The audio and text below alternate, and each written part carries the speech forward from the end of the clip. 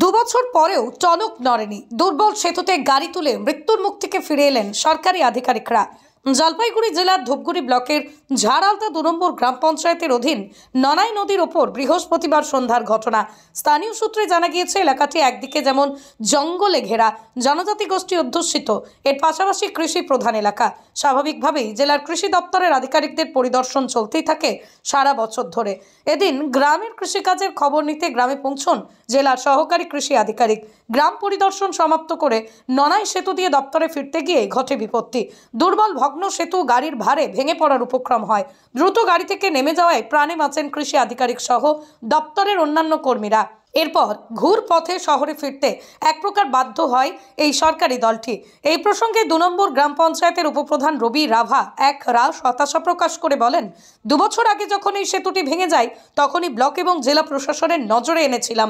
আমাকে বলা হয়েছিল দ্রুত নতুন সেতু নির্মাণের কাজ শুরু করা হবে। তারপর 2 বছর কেটে গেছে। আজকের এই ঘটনার পর যদি কিছু হয় তো হবে। দীর্ঘদিন ধরেই তো ঝুঁকির যাতায়াত করছেন আপনারা, এবং আজকে আরও এক অঘটন হাত থেকে বাঁচা গেল, যেখানে কৃষি আধিকারিকদের গাড়ি সহ একাধিক সরকারি আধিকারিকরা এসেছিলেন এবং তাদের গাড়িও একদম বিপত্তির মুখে পড়লো এবং পাশাপাশি তাদেরকে ঘুরপথে যেতে হলো। কেন এতটা উদাসীনতা প্রশাসনিকভাবে? যাই হোক, আমি খুব দুঃখিত।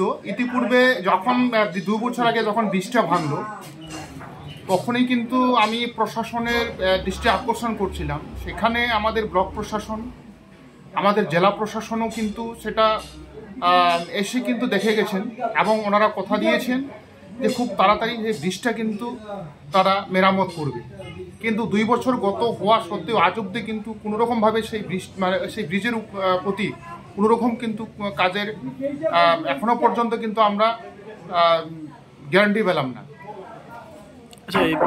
এতটা তাহলে হেলদোল না এরকম হচ্ছে কেন? তো যাই হোক, যেহেতু সেখানে একটা মানুষের একটা খুব বিপজ্জনক, এবং সেখানে বনবস্তির সমস্ত রকম ছাত্রছাত্রীর থেকে শুরু করে অ্যাম্বুলেন্স থেকে শুরু করে আমাদের যারা বাজার করার ব্যক্তিদের শুরু করে যারা এখানকার যারা নাগরিক, তারা বিভিন্ন ব্যবসায়ী যারা রয়েছেন তাদের থেকে শুরু করে মেন আমাদের একটাই রাস্তা, সেই জনপথের একটাই রাস্তা, সেই রাস্তার উপর নির্ভর করেই কিন্তু আমাদের সমস্ত ব্যবসা বাণিজ্য থেকে শুরু করে আমাদের শারীরিক পরিষেবা থেকে শুরু করে বিভিন্ন রকম কিন্তু সেই রাস্তা দিয়ে কিন্তু আমরা চলাফেরা করি, সেই রাস্তা দিয়ে কিন্তু আমাদের একমাত্র নির্ভরশীল।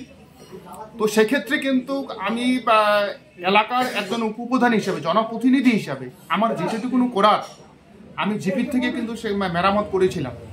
সেই মেরামত প্রায় 2 বছর গত হয়ে গেল। কতদিন থাকবে? আচ্ছা, তাহলে আপনি কি কোনো আন্দোলন বা অন্য কিছু চিন্তা ভাবনা করছেন? কারণ আপনাকেও তো গুরুত্ব দেওয়া হচ্ছে না। অবশ্যই আমি জেলা প্রশাসন এবং ব্লক প্রশাসনকে আমি জানাবো, এই ব্যাপারটা যদি খুব শীঘ্রই যদি কোনো ব্যবস্থা গ্রহণ না করে, সেক্ষেত্রে আমি আমার নিজের মতো আমি অবশ্যই সেটা আন্দোলনের একটা রূপরেখা তৈরি করব।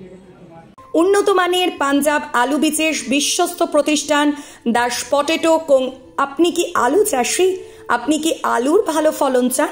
তাহলে উন্নত মানের পাঞ্জাব আলুর বীজ কিনতে হলে আসতে হবে দাস পটেটো কোন। সেই বিশ্বস্ত আলুর দোকানটি রয়েছে ধূপগুড়ির সুপার মার্কেটে। দোকান মালিক সোহেল দাস, পশ্চিমবঙ্গ সরকারের লাইসেন্স প্রাপ্ত উন্নত মানের পাঞ্জাব আলু বীজের দোকান। এখানে উন্নত মানের সমস্ত রকম পাঞ্জাব আলুর বীজ পাওয়া যায়। যোগাযোগ নাম্বার 9064944025 অথবা 9907002979 অথবা 8967640014 এই নাম্বারে।